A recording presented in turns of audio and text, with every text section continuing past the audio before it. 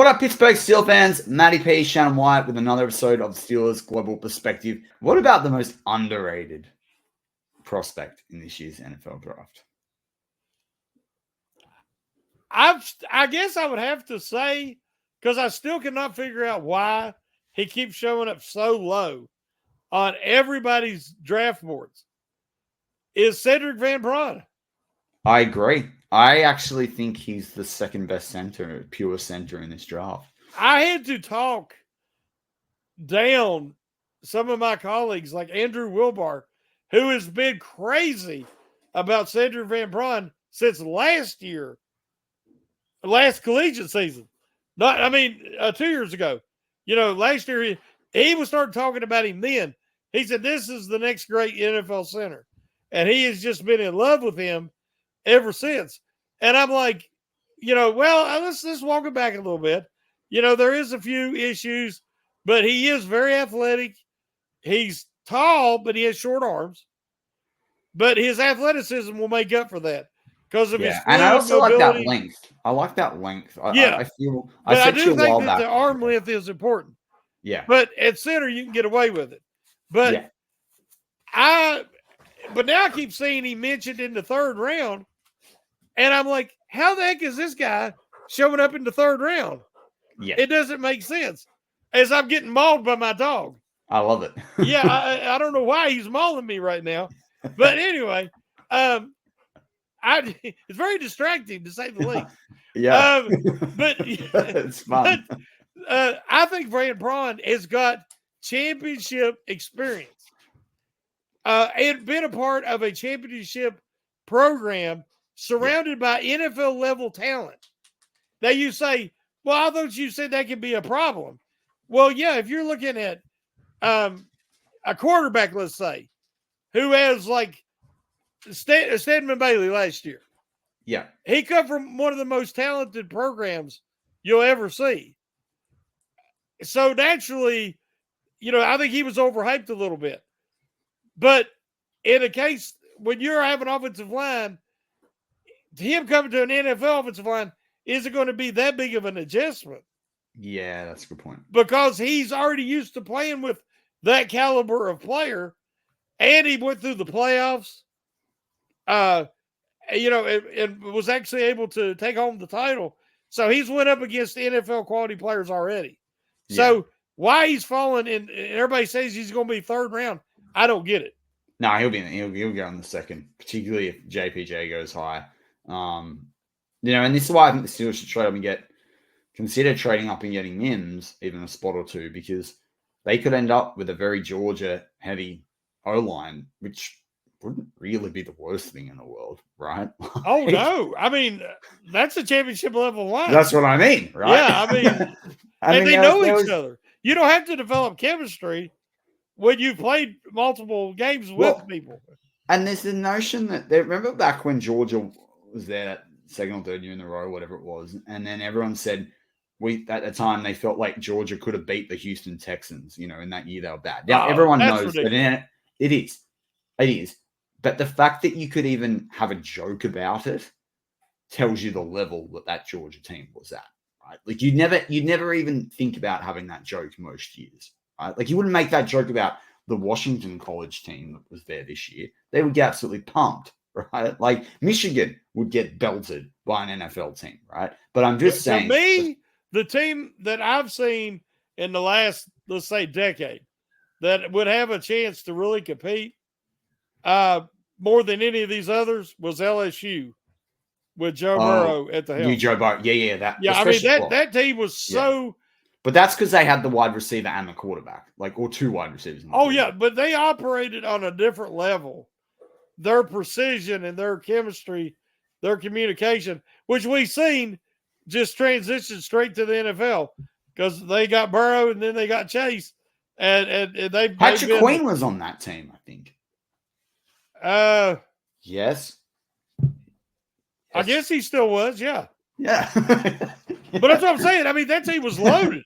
Yeah.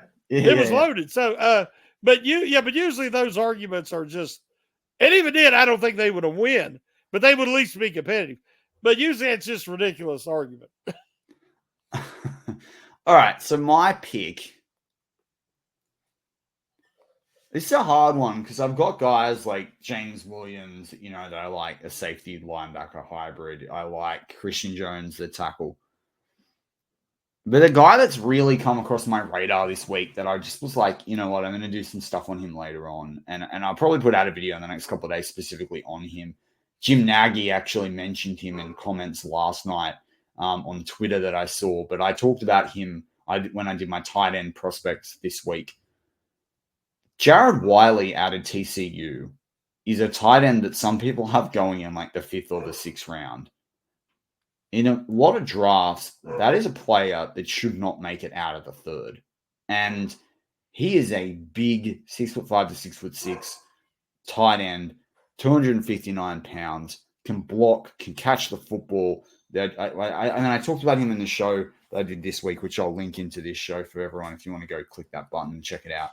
But I just think that bloke, if you got him in the mid rounds, I think the Steelers still need an all-round tight end. I don't care about Pruitt. I don't care about Haywood. I don't care about Darnell Washington.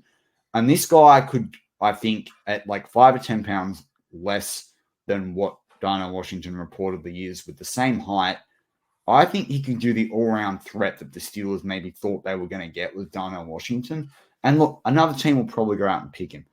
But I think when you look back on it, I know there was a great tight end draft last year.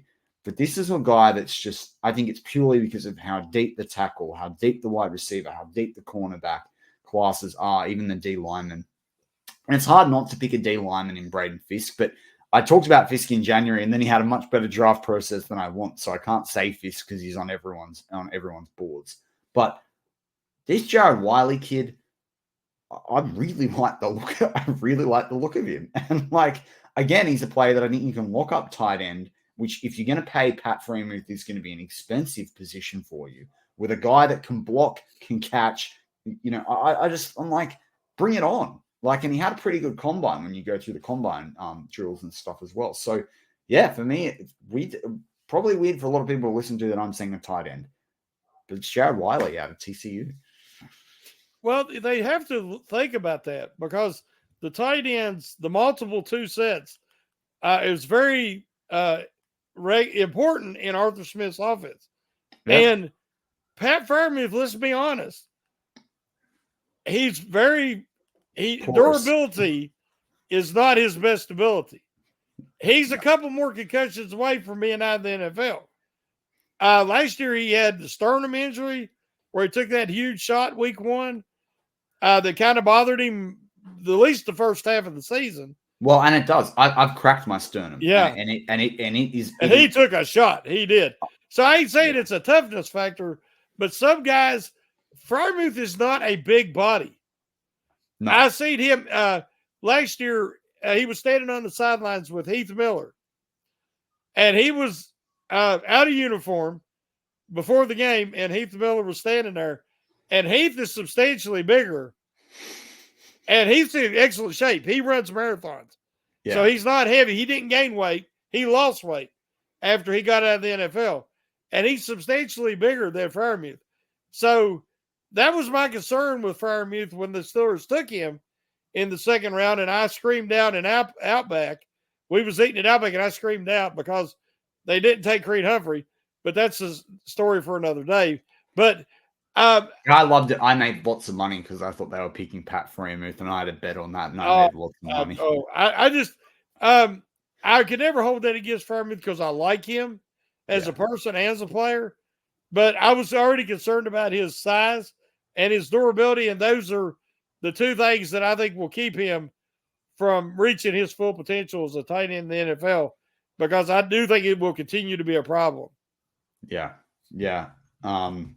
I guess, it's going to be hard for the Steelers, in terms of that, I guess picking a guy, and I talked about in our previous segment about picking a guy that, picking guys in the first 3 or 4 rounds that you can give a second contract to. And I think that's going to be the toughest. That is the toughest challenge, is finding a bloke that not only someone you want to do that with, but also is going to have the, durability and the,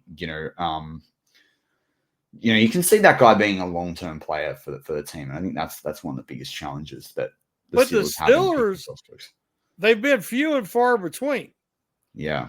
And then you look at a guy like a Cam Hayward, Stephon Tuitt, TJ Watt, Minka Fitzpatrick. There's not too many.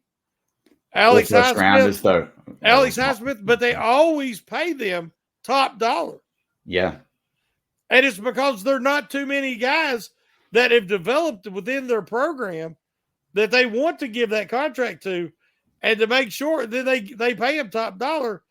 Somewhere along the line, you've got to, okay, we're going to give this guy another contract, but we're going to try to do something a little team friendly. I can see something like that happening with, a Freiermuth, a Najee Harris, to keep them around, but you're not paying premium. Yeah. Because the Steelers have got to find balance between their offense and their defense, especially how much they're paying both units. Sure. And if you've got stars like they used to have, Ben, AB, Bell, all these guys, you're paying predominantly on offense. They got to have a balance. And hopefully, like you said, they can have some guys that they want to sign to a second contract, but also that they can afford to sign to a second contract. Yeah. Yeah. Well, that is going to wrap up this week's or this episode of Steelers Global Perspective. I'm Matty P with Shannon White as always. Go Steelers.